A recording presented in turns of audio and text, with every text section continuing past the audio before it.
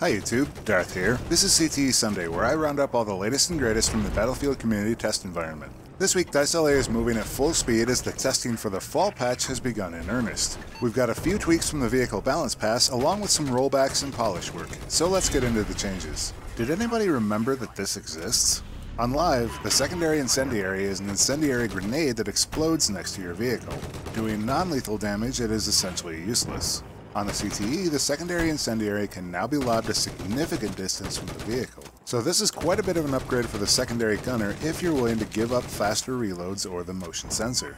One major upgrade for objective players everywhere is that objective score has gone dramatically upwards. On Conquest, the award for capturing a flag has gone from 150 points to 400.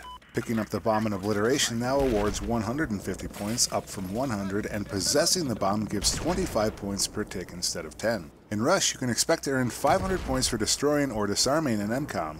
Finally, the award for earning the victory ribbon for Conquest, Rush, and Obliteration is now 3,000 points instead of 1,500. So the message is clear: get out and play the objective.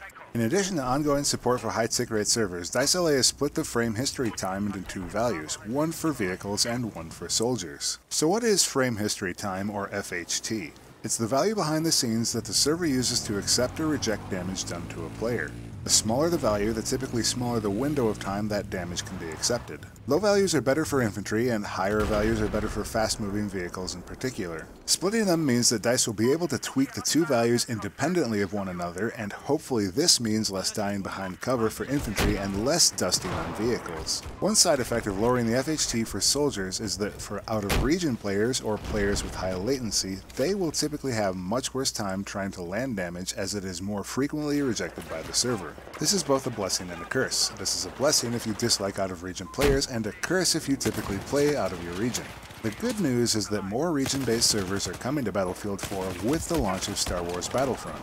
If you're looking at your connection speed to a server on a console, the values have been readjusted to better represent the connection quality. 5 bars means you have a great connection at less than 50 milliseconds of latency. 4 bars means you have a good connection at less than 100 milliseconds of latency. 3 bars means you have a decent connection at less than 170 milliseconds of latency. 2 bars means you have a crappy connection with less than 220 milliseconds of latency. If you have 1 bar, that means your connection is terrible and is greater than 220 milliseconds of latency. It also means that you may wish to consider finally upgrading from America Online or perhaps moving away from Australia. Sorry my Australian viewers, it's not your fault.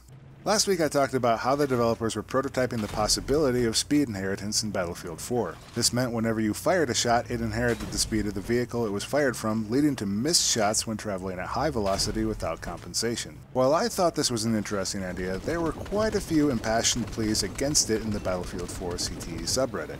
As it turns out, it was just a prototype and has been removed from the game entirely. So vehicle players rest easy, you don't have to learn any new tricks 2 years into the game's life. DICE LA has tweaked the repair rates to helicopters overall, but the net effect was that scout helicopters no longer repair as quickly in the CTE build as they do in Live. The change specifically applies to repairs done inside the aircraft, as landing and repairing is much quicker. This should remove the ability for scout helicopters to fly through limitless amounts of damage if they have 2 repair engineers actively fixing the helicopter. Overall, helicopter repair rates were reverted to their launch values in BF4, and this means slightly faster repairs externally. In addition to the scout helicopter, the transport helicopter also had its repair rate adjusted downwards. However, the transport helicopter can be repaired much more quickly than the scout helicopter.